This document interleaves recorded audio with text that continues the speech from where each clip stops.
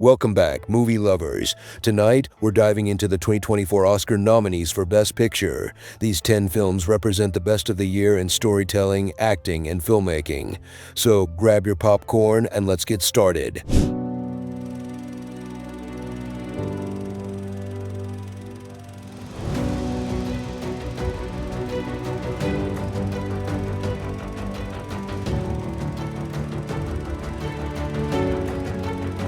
First up, we have American Fiction, directed by Cord Jefferson. Starring Jeffrey Wright, Tracy Ellis Ross, John Ortiz, Erica Alexander.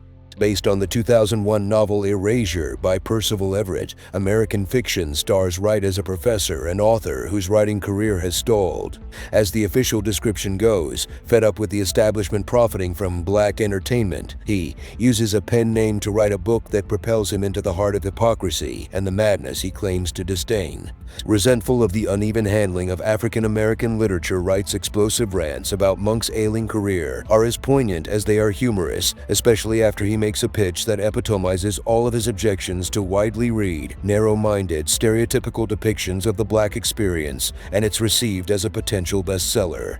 American Fiction is a brilliant satirical drama that shines an inquisitive light on how art from marginalized people is viewed. It's thought-provoking, heartening, silly, and at times downright hilarious. The cast is great as well, with standouts Jeffrey Wright and Sterling K.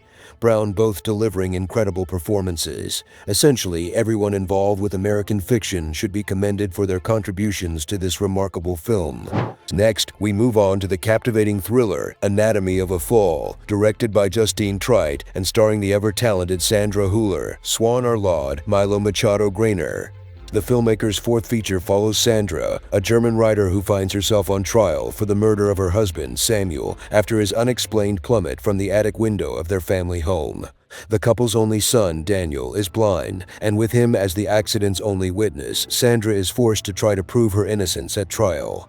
Hüller's performance is the beating heart of this thriller drama. She is utterly captivating as Sandra, a dedicated, imperfect yet relatable mother whose psyche cracks and splits to reveal a more calculated and meticulous fighter when circumstances shift. She is just as fierce in her reserve as she is in her outbursts, and it makes her endlessly compelling to watch. With star Sandra Hüller in full control of a bold and emotional script by Triet and co-writer Arthur Harari, the consequences of a fractured marriage make for a deeply engrossing watch impossible not to get sucked into. Now, let's talk about Barbie, the live-action adaptation of the iconic toy line. Directed by Greta Gerwig and starring Margot Robbie, Ryan Gosling, America Ferrera. Barbie is 2023's biggest pop culture phenomenon and highest-grossing film. It also fueled the Oppenheimer craze. We know you saw it, and we know you loved it. Gerwig brings a nuance to the script, which both reveres our pretty and pink Vitruvian woman, while remaining critical of what she's come to symbolize. Under Gerwig's direction, Barbies and Kens frolic beneath the sunlit skies of Barbieland. It's the ultimate dollhouse the dream Mattel Barbie's on and off-screen manufacturer has peddled to children for generations. Cycles of life and age act as an important theme in the film. Greta Gerwig's Barbie is a masterful exploration of femininity and the pressures of perfection. This hyper-feminine roller coaster ride boasts meticulous production design, immaculate casting, and a deep-seated reverence for Barbie herself.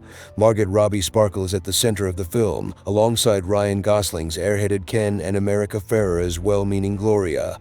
Ultimately, Barbie is a new, bold, and very pink entry into the cinematic coming-of-age canon. Absolutely wear your pinkest outfit to see this movie, but make sure you bring tissues along too. Next, we have The Holdovers, a heartwarming coming-of-age, directed by Alexander Payne and starring Paul Giamatti, Davine Joy Randolph, Dominic Sessa.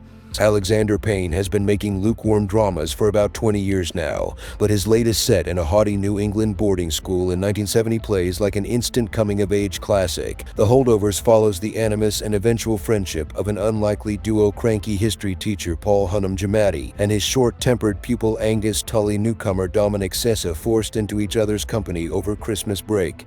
The more intimately the characters get to know each other, the more we grow to know them as well, inside out, not only in ways that flesh out their drama, but in ways that make their quips and jabs practically self-evident, in the way one knows exactly what a loved one might say in a given scenario. Of course, this makes their punchlines no less funny. If anything, it makes us privy to what feels like a litany of inside jokes, the kind where jabs at the insecurities of a best friend or sibling become good-natured, allowing the movie to build its comedy and drama not only side by side, but often in the same moments. Newcomer Dominic Sessa brings a youthful fire to his role, a volatile, dejected teen, and Paul Giamatti has never been better, playing a caricatured grump with dynamic and vulnerable layers. It's time to discuss Killers of the Flower Moon, Martin Scorsese's latest cinematic masterpiece, starring Leonardo DiCaprio and Lily Gladstone. Killers of the Flower Moon is as brutal as they come. It spans dozens of murders over several years across a Herculean 206 minutes that allow you to dwell on its brutality in a way few movies ever do. Martin Scorsese and screenwriter Eric Roth take the many details of David Grann's journalistic non-fiction novel and adapt them into textures and background tapestries, while keeping the focus squarely on a toxic love story set against a chilling vision of Native American genocide.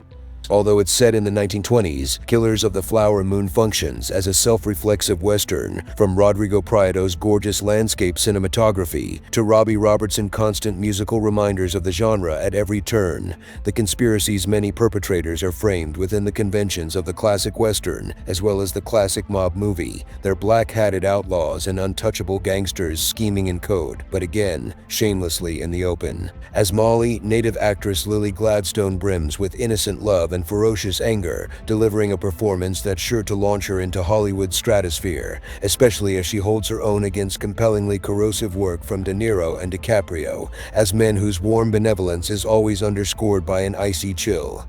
It's one of Scorsese's most brutal films, yet one of his most thoughtful and self-reflexive, as he crafts a subversive murder mystery that leaves no lingering questions save for one. It's a question that defines the tide of American history. Just how far are people willing to go for greed? It's time for the great Bradley Cooper and his incredible movie Maestro.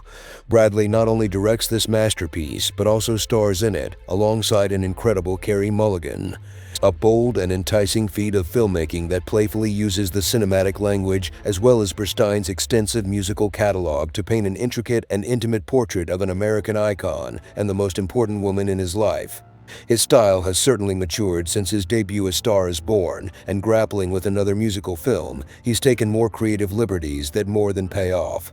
Cooper rarely recreates any scenes of Bernstein conducting. This is a musical biopic less concerned with the skills of music making and more the personal demands of being a great artist. Maestro's dynamic cinematic language speaks to the heart. The caliber of Bradley Cooper's direction is matched by a transformative performance as the great American composer opposite a dynamite Carey Mulligan as his actress wife. We continue with one of the best movies of recent years, the powerful Oppenheimer, directed by no other than Christopher Nolan, and starring one of the best casts of recent years, Cillian Murphy, Emily Blunt, Matt Damon, Robert Downey Jr., Florence Pugh. The opening scene set expectations for the kind of movie that follows, establishing its three-pronged framing device and flashing back to introduce the future father of the atomic bomb, played at all ages by Cillian Murphy during his college days in the 1920s when he was particularly lonely and disturbed.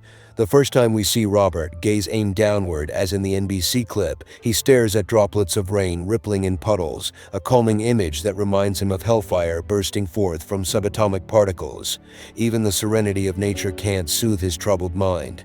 These intrusive thoughts recur throughout the film, especially in moments when he's forced to confront the awesome might of his creation. Nolan's tale of hubris, regret, and power unleashed is frequently interrupted by images conceived on a subatomic scale, refracted and blown up to the size of an enormous 70mm IMAX screen, as if to put into terrifying context just how much destruction can be wrought from something so infinitesimally small. The fear of death and destruction continues to radiate as if through the screen itself, making Oppenheimer as much about the future as it is about the past. It's an earth-shaking cinematic vision unlike anything else in Nolan's filmography, the kind of film whose aesthetic impact might just leave you shuffling out of the theater in silent reflection, a sensation few modern Hollywood directors are capable of instilling. From war to love, there is only one step, so we continue with Past Lives. Directed by Celine Song and starring Greta Lee, Tou, John Magaro. Spanning decades and continents, the saga of Nora and Hee-sung is a good story. It's also semi-autobiographical, like her heroine. Song is a playwright who was born in Korea, moved with her family to Canada as a child, and landed in the States as an adult. From these first-hand experiences, Song has shaped a tranquil meditation on time, memory, and diasporic longing. The most critically acclaimed movie of 2023 is more pleasant than dramatic, smoothing out any messy emotions that might kill its dreamy vibe or complicate its philosophical conclusions. The film's bittersweet serenity can be intoxicating. This is an uncommonly elegant directorial debut, beautifully shot and edited, with sensitive performances by Greta Lee, T.O.U., and John Magaro. We continue with a feminist twist on Frankenstein. Poor Things from the favorite director Yorgos Lanthimos, starring the great Emma Stone, Mark Ruffalo, and Willem Dafoe. Things revels in its characters' strange scientific perversions, which unfold in an anachronistic, retro-future Georgian England. What makes Poor Things such a knee-slapper, despite the dourness at its core, is Stone's off-the-wall performance, at first as an overgrown baby, and then as a woman with no filter, whose frank and logistical thinking irks not only the men around her, but polite society at large. It's hard not to find hints of reality within the way Stone plays her, lacing each of her words and observations with a cutting, if naive, frankness. Last but not least, Zone of Interest.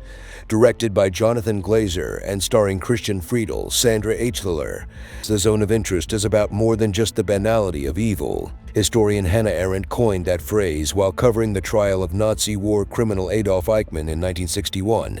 A movie that's like drinking poison for 105 minutes, The Zone of Interest observes Rudolf Hirsch, who resides in a luxurious home with his wife and children while carrying out an atrocity at the concentration camp next door. There are few films you'll see this year or any other in your life as starkly horrifying, sickening, and monstrous as Jonathan Glazer, The Zone of Interest. It is a formally precise yet completely shattering cinematic intervention into the history of the medium itself. Well, that's it, the 10 best films of the year. We've only scratched the surface of these incredible films. Each of these nominated films offers a unique cinematic experience, and the competition for Best Picture is fierce. Remember, the Oscars are all about celebrating the power of film. So grab your friends and family, head to the theaters, and support the stories that resonate with you. So don't be shy and discuss your favorite film here in the comments. Thanks for watching Flicks and TV.